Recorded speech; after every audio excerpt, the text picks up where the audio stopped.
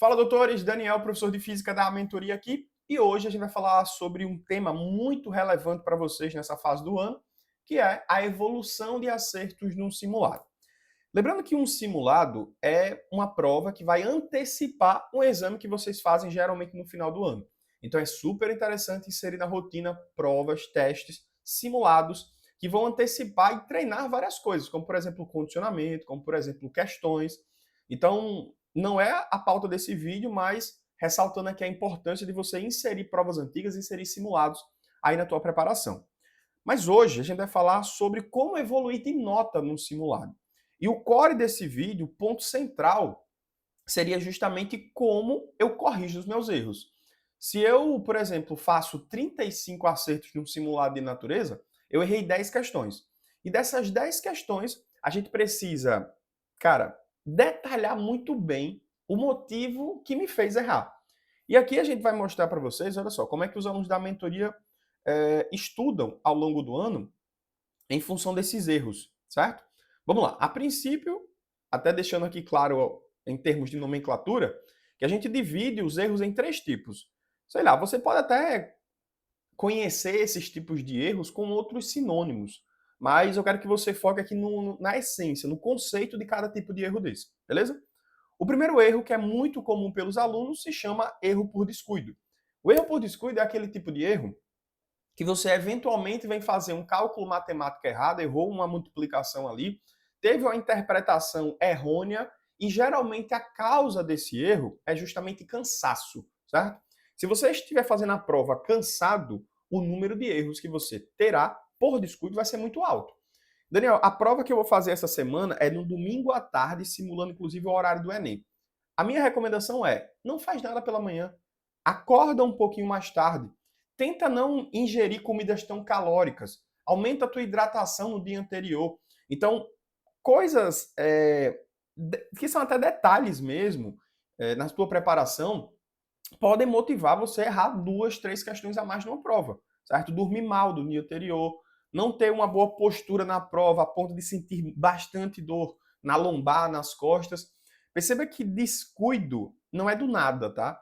Existem alunos hoje aqui na plataforma que eu faço mentoria que a tendência de erros dele é zero para descuido. Por quê? Porque ao longo prazo eles estão cuidando dessas variáveis que são quase imperceptíveis pela maioria dos alunos.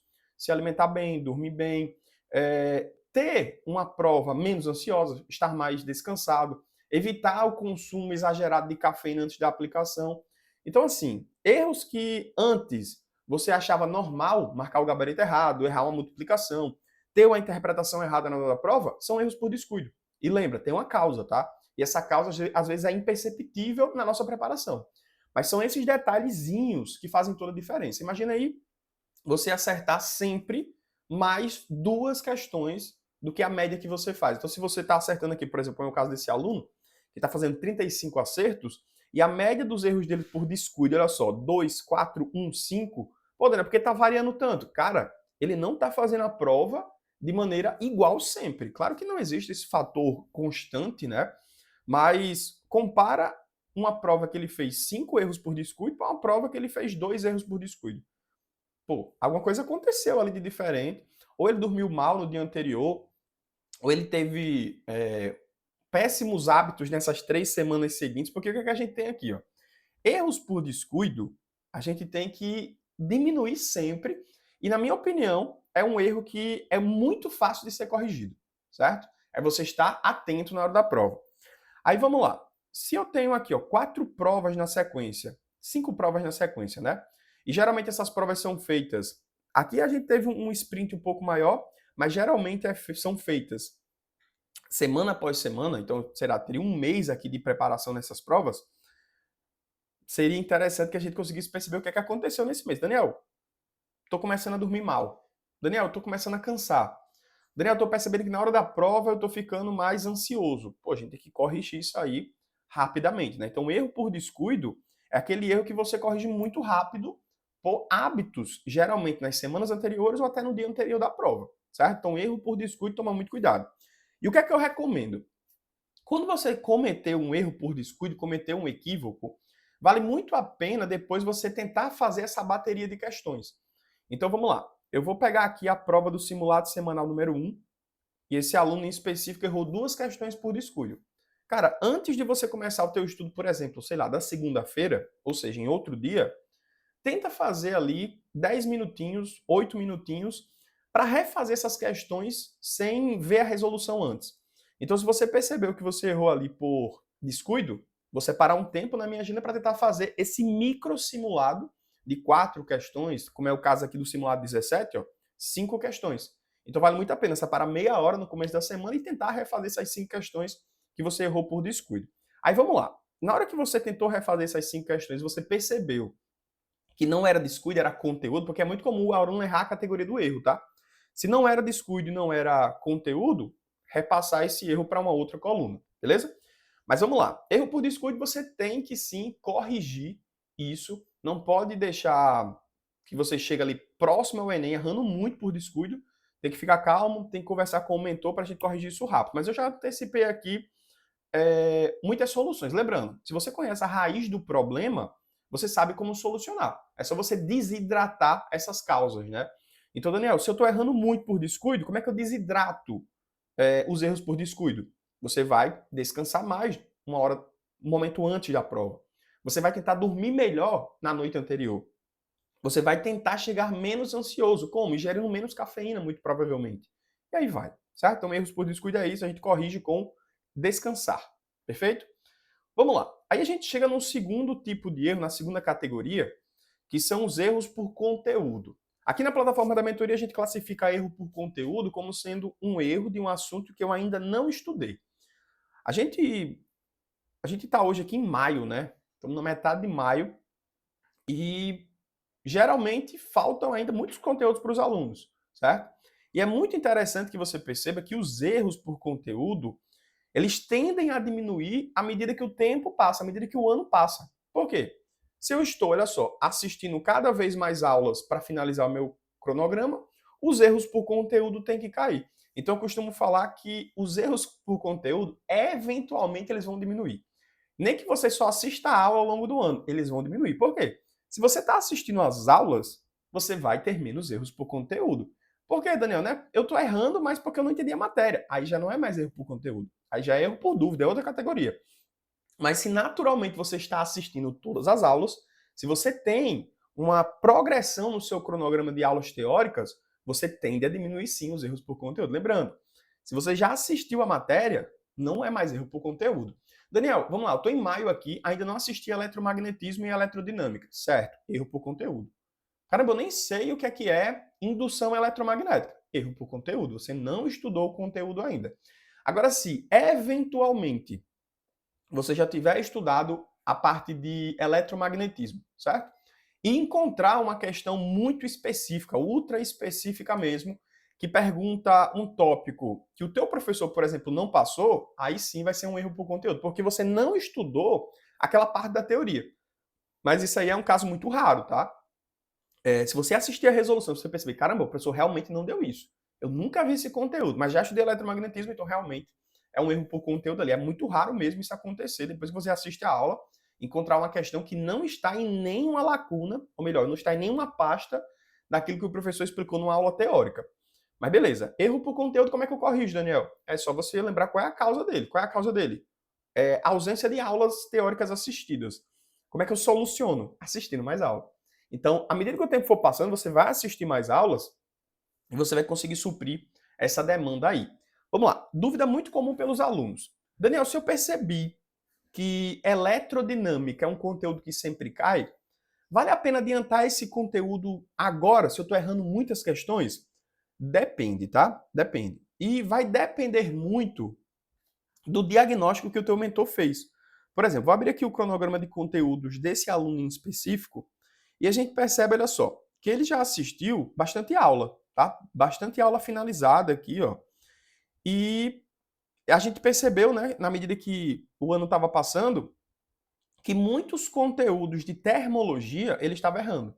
Então, o que é que a gente fez? A gente colocou aqui, ó, cinemática, que ele já vinha assistindo, quando ele entrou, inclusive, na mentoria. Ele já estava assistindo um professor teórico que começa por cinemática. Então, quando ele entrou na mentoria, já falou, opa, já estudou cinemática? Já. Eu, particularmente, não recomendo começar o ano por cinemática, né? Geralmente eu começo por termologia, porque é um assunto mais simples de aprender e vai motivar o aluno que tem dificuldade em física a estudar mais essa disciplina, né? Ele vai perceber que não é só fórmula, ele vai perceber que não é só a parte de decorar algumas expressões, também é muita teoria e muita aplicação. E o que é que a gente percebeu? Depois que ele chegou na mentoria, já tinha estudado cinemática, show de bola, a gente olhou diretamente para um conteúdo que mais cai na prova de física hoje, que é termologia. Termologia e termodinâmica. A gente falou, cara, vamos lá, pausa aí essa tua sequência de conteúdos. Toda a prova cai termologia, toda a prova cai eletrodinâmica, toda a prova cai ondulatória. Se você já estudou cinemática, show. É um dos conteúdos que está no top 5 de física do Enem. A gente vai pausar isso, a gente vai perceber que dinâmica, gravitação, estática, hidrostática não cai com tanta frequência quanto esses conteúdos que eu listei aqui embaixo. Ó. Então vamos dar um salto, sair de cinemática e ir para termologia. Foi o que a gente fez. Estudou termologia, estudou termodinâmica. O número de erros por conteúdo sobre esses tópicos diminuiu bastante. Então o aluno já foi conseguindo um pouco mais de acertos. Ó. Tanto que a gente começa aqui no ano, ó, logo aqui mais para cima, isso aqui é antes de entrar na mentoria. Ele fazia 9, ele fazia 12, 5, 6 erros por conteúdo. Pô, Daniel, eu estava errando muito por conteúdo. Você estava estudando, você tinha estudado pouca aula durante o ano. Aí quando esse aluno entrou na mentoria, que foi particularmente por aqui, ó, eu até pintei aqui uma cor um pouco diferente para destacar a diferença antes e depois da mentoria, ele passou a errar um, ele passou a errar dois. E olha só, ele errava cerca de 10 questões por conteúdo. Daniel, é começo do ano, concordo com você. Mas se a gente prioriza aqueles conteúdos que são mais relevantes para a prova e estuda mais, com mais tempo, né, essas matérias, a gente vai acertar logo aquela questão que sempre cai. A mesma coisa com química. Vamos dar uma olhada aqui em química particularmente. Ó. Em química, a gente precisa estudar separação de mistura logo no começo do ano, cara. Cai toda a prova. A gente precisa dar um foco um pouco maior na parte de ligações. Então a gente prioriza alguns conteúdos que são mais relevantes, como por exemplo o quê? Ecologia, na parte de biologia. A parte, olha só, de fisiologia. Perceba que o aluno, depois que estudou ecologia, estudou bioquímica, que são assuntos que caem bastante, a gente saltou para fisiologia, certo? Assunto super recorrente na prova, então faz muito sentido estudar esses assuntos que são mais estratégicos para reduzir os erros por conteúdo, para que a gente tenha, claro, uma diminuição muito progressiva e rápida desses conteúdos. Então, assim, se erro por conteúdo a gente aprende, ou melhor, a gente recupera estudando aula, vamos priorizar aquelas matérias que vão corrigir isso rápido. Cara, não é estudando aqui, por exemplo, a parte de gravitação universal, não é estudando a parte de quantidade de movimento que você vai errar menos por conteúdo. O que você precisa estudar é conteúdos que mais caem. Então, vamos lá, ondulatória, termologia, eletrodinâmica, cinemática, óptica. São conteúdos que com certeza vão reduzir esse número de erros aqui, ó, do começo do ano para esses próximos meses. E foi isso que aconteceu. A gente priorizou conteúdos mais relevantes, conteúdos mais recorrentes que caem em toda a prova. Imagina aí essa métrica. Todas as provas que você faz, você acerta uma questão a mais, porque você estudou um conteúdo novo que cai muito na prova. Cara, toda prova cai eletrodinâmica, toda prova cai ondulatória, toda prova cai termologia. Beleza? Agora sim, quando esse mapeamento, essa estratégia for feita, for traçada, segue sem mudar. Porque a gente volta até para a pergunta inicial. Daniel, vale a pena antecipar alguns conteúdos? É interessante que você pare estrategicamente e olhe para o que foi traçado. Porque se à medida que você está percorrendo o caminho, o ano está passando, você está sempre olhando para um outro lado, caramba, eu estou errando muito hidrostática, pum, mudei a rota. Caramba, eu estou errando muito hidrostática, mudou a rota. Caramba, agora eu estou errando muito dinâmica na parte de quantidade de movimento, mudou a rota de novo. Calma. Tenta seguir aquela rota principal. Aí já saindo aqui para um outro ponto, é super interessante que quando você encontrar questões que você errou por conteúdo, você foque principalmente nas resoluções. E guardar isso, claro, num caderno de erros. Por quê? Imagina que você acabou de estudar, sei lá, cinemática. Só que caiu uma questão de ondulatória, certo? Daniel, não estudei ondulatória, eu só estudei cinemática até agora. Se cinemática aparecer, não é erro por conteúdo. Se ondulatória aparece, aí sim é erro por conteúdo, porque eu não estudei isso ainda. Então, no caso desse aluno aqui, ó, que ele não estudou, por exemplo, ondulatória ainda, ele vai estudar, inclusive eu marquei aqui como sendo as matérias que você deve priorizar na sequência para esse aluno em específico. Apareceu a questão do ondulatório, ele não estudou o ondulatório ainda, ele vai pegar a questão e falar o quê? Caramba, será que eu sei isso aqui? Pô, não sei, é um erro esperado. Então, marcou como errado. Só que na sequência, que ele terminou essa prova, ele percebeu que realmente errou, é hora dele corrigir pela resolução, certo? Ele vai pegar a resolução, ele vai aprender aquele microfragmento. Imagina que nós temos aqui um quebra-cabeça. E a correção dessa questão de ondulatório é apenas uma pecinha desse quebra-cabeça. À medida que os simulados forem passando, ele vai corrigindo cada pecinha dessa. Às vezes as pecinhas até se sobrepõem, porque os fenômenos são os mesmos, os fundamentos são iguais. E ele começa a aprender coisas muito específicas de ondulatória na resolução. Ótimo. É um aluno que tem um conhecimento técnico ultra específico. Ele sabe que quando ele pega o exemplo do óculos 3D do cinema, é polarização. Quando ele pega um fone de ouvido com cancelamento de ruído, ele sabe que o fenômeno ali é interferência, certo? Se eu tenho, por exemplo, um indivíduo quebrando uma taça de cristal, eu tenho ali o fenômeno da ressonância. Então ele começa a entender, ou até decorar às vezes, exemplos muito específicos. Daniel, isso aí é uma forma bacana de se estudar? Não, isso aí é só um paliativo. Você só vai conseguir realmente entender as conexões que essas peças do quebra-cabeça que estão sendo formadas nesse mapa, que estão muito separadas, você vai ligar isso, juntar isso quando você estudar a aula, teoria. Então, assim, os erros por conteúdo, você vai aguardando, tendo paciência, vai entendendo apenas a resolução. Não recomendo que você saia e parta para a aula, não. Porque isso vai dar uma bola de neve tão gigante que você vai meio que acumular conteúdo. Então, aprende aquele conteúdo específico com a resolução, seja em texto, seja em vídeo. Inclusive, priorize isso, tá? Simulados que têm resolução em vídeo e simulados que têm resolução em texto. Inclusive, aqui na plataforma da mentoria, eu deixei um link aqui embaixo na descrição, que você tem um acesso de 15 dias gratuito na plataforma, muitos simulados autorais, todos com resolução em vídeo. Então, não perde tempo, faz aí essas provas que a gente deixou disponível para você. Beleza, então, Daniel, vou corrigir só a parte da resolução. Quando chegar o momento certo, o que é que eu vou fazer? Você vai assistir a aula e vai perceber que isso tudo faz sentido, está tudo muito conectado. Ah, show de bola, então eu vou aguardar a aula chegar. Inclusive, faz muito sentido quando você faz questões ao longo do ano de simulados, que você está adiantando conteúdos também, de certa forma. Quando você for estudar essas aulas de fenômenos ondulatórios, por exemplo, essas aulas vão ser executadas muito mais rápido. Lembrando que o objetivo é antecipar conteúdos específicos para me gerar familiaridade.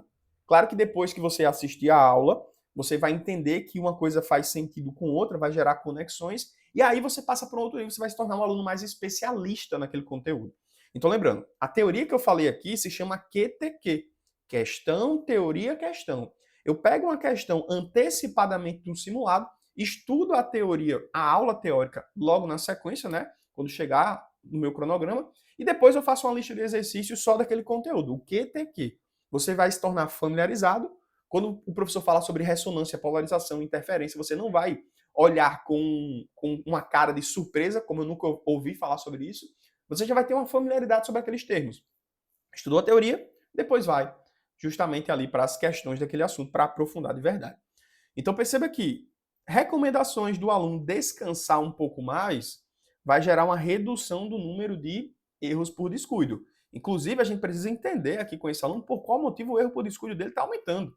Será que a gente aumentou um pouco a carga de horas de estudo e o aluno está ficando cansado no final de semana para fazer a prova? Muito provavelmente. Isso aqui vai ser um tópico que a gente vai conversar na mentoria particular com esse aluno. Ah, Daniel, os erros por conteúdo estão caindo, né? Caindo bem, porque o aluno está estudando mais as aulas e a gente percebe que ele está, como é que eu posso falar? Adiantando conteúdos que são mais relevantes, certo? Agora a gente chega num erro aqui, que é o erro 3, que é o erro mais importante de você corrigir, que é o erro por dúvida.